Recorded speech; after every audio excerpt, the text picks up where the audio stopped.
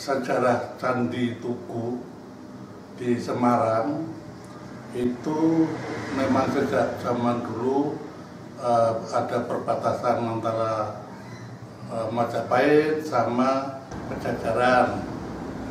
Jadi memang sejarah itu tidak bisa diselai karena itu zaman dulu adanya candi itu adalah candi Hindu itu, ya. Jadi belum ada agama masuk, itu adanya Hindu dulu, seperti itu.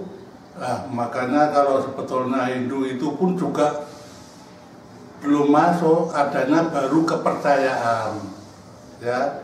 Jadi tahun 1730 itu nama Harjontani Biloprojo yang sudah didirikan oleh para raja-raja.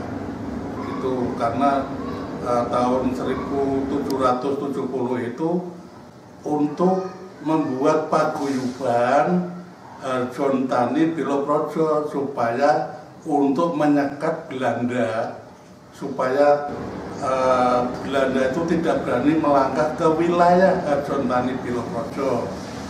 Nah, contohnya misalnya ini di kota Semarang ini sudah dikuasai oleh Harjontani Biloprojo.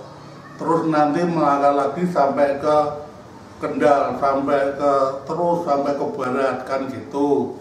Lah seperti itu Belanda akan terjepit, dan itu pun secara beli, ya. Harjontani Biloprojo itu beli, tidak hanya menguasai aja, tidak.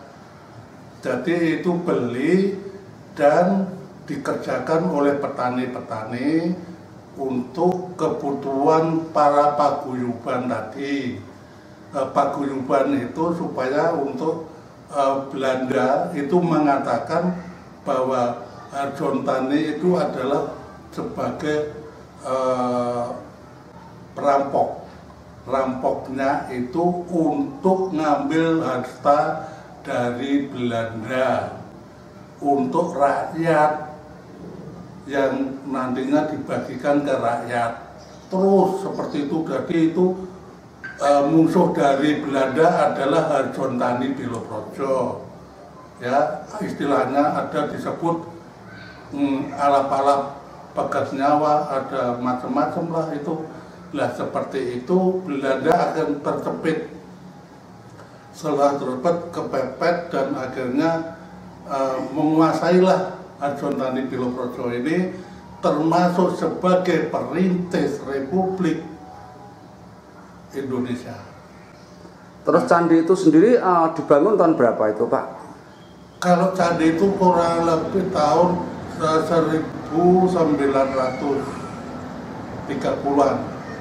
Ya, 1930-an itu. Karena apa? Memang karena ada bukti-bukti semua sesuai dengan surat wasiat ada, kan gitu. Jadi itu adalah kalau Tugu itu sebagai koordinat, ya. Jadi koordinat itu kalau di BPN ada itu bahasa koordinat, ya. Jadi koordinatnya mana ini, nah, gitulah. Jadi BPN itu bisa menarik koordinat itu, titiknya di situ. Karena memang seperti BPN itu mencari koordinat. Nah, kalau ditanya orang-orang pada koordinatnya mana, nggak paham, kan gitu. Nah, akhirnya kurang jelas, maka saya itu adalah sebagai koordinat, ya. Terus itu Pak, candi itu sendiri dibangun itu dari keraton mana itu, Pak? Kalau itu dari Majapahit itu.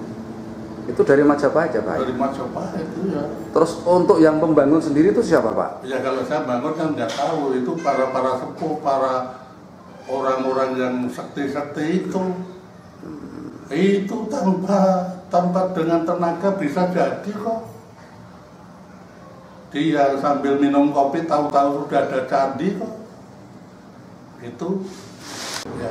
Jadi Tugu Tugu itu sebagai koordinat titik tengahnya, jadi nanti ditarik ke utara, ditarik ke timur, ditarik ke barat, ditarik ke selatan, itu nanti koordinatnya sudah ada kelihatan nanti dan tahu adalah BPN itu. Jadi di situ batasnya di mana sampai kemana itu ada. Ya. Nah itu ya untuk informasi itu memang mau didirikan untuk cagar budaya Pak ya, untuk ya. Tempat wisata. Untuk itu sendiri tanggapan Bapak bagaimana? Loh, kalau itu memang sudah diuri-uri sama masyarakat, ya saya tinggal menyerahkan aja. Karena itu sudah diuri-uri dan itu sudah dirawat dengan masyarakat kan gitu. Lah, saya tinggal mengesahkan aja. Saya memberikan aja, tinggal berapa luasnya supaya nanti diukur oleh BPN supaya saya nggak salah. Ya, ini yang sampai berapa ini yang mau diserahkan? Oh sekian hektar, kan gitu. Jadi saya juga nanti menerahkan suratnya, oh sekian hektar. Itu supaya saya tidak kesalahan gitu. Ya, para pemirsa, apabila kurang jelas tentang Candi Tugu akan kami jelaskan di sesi selanjutnya. Matur nuwun.